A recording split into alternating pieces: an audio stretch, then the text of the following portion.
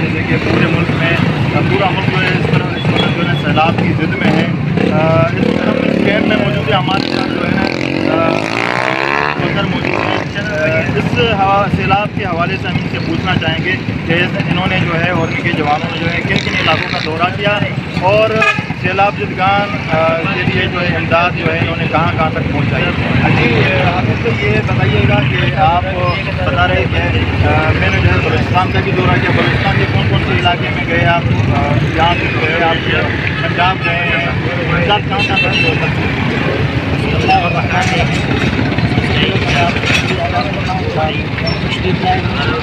اور ہم نے ادارۃ الحرمین کے تحت پنجاب میں کافی کام کیا, خصوصاً کونسل شریف وہاں میں خود بھی گیا تھا, اور ادارۃ الحرمین الاسلامیہ کے ذمہ داران بھی تھے ہمارے ساتھ.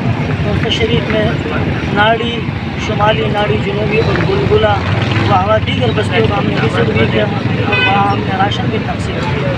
اچھا یہ بتائیے گا کتنے افراد پر آپ جو ہے یہ جو امدادی سامان جو ہے پہنچا رہے ہیں, کتنے لڑکے آپ کے ساتھ ہیں اور کتنے دن آپ وہاں رہے ہیں کون سا؟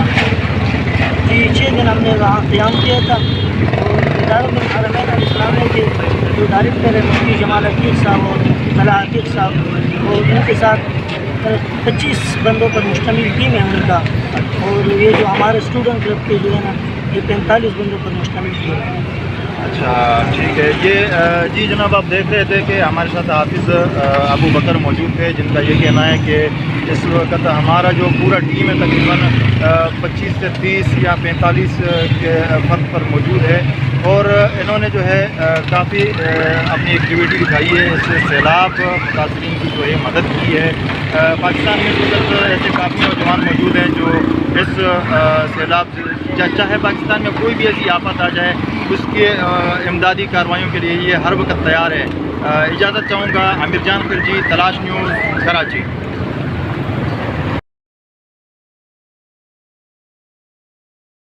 کہنا چاہیں گے سیلاب زدگان کے حوالے سے, جیسے آپ کو بتایا کہ آپ نے بلوچستان کا بھی دورہ کیا تھا, بلوچستان کے کون سے علاقے میں آپ گئے تھے اور وہاں کیا صورتحال تھی؟ ہم بلوچستان بیلا گئے تھے اور اوتل گئے تھے. وہاں پر بہت صورت ہر جگہ پانی کھڑا ہوا ہے, تقریباً 6 فٹ پانی جمع تھے اور لوگ بہت زیادہ پریشان تھے.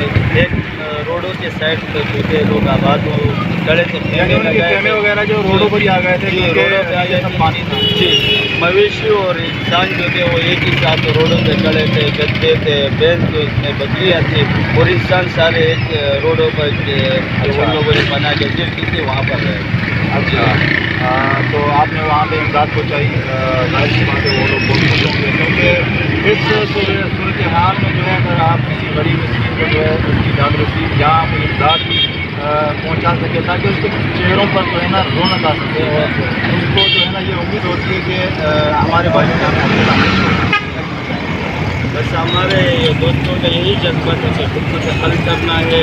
بس ہم چھوٹے چھوٹے بچے تھے, ان کے چہروں پر بھی کچھ مسکراہٹ دیکھنا چاہتے تھے. ہم نے ایکٹیویٹیاں شروع کی اور الحمدللہ زیادہ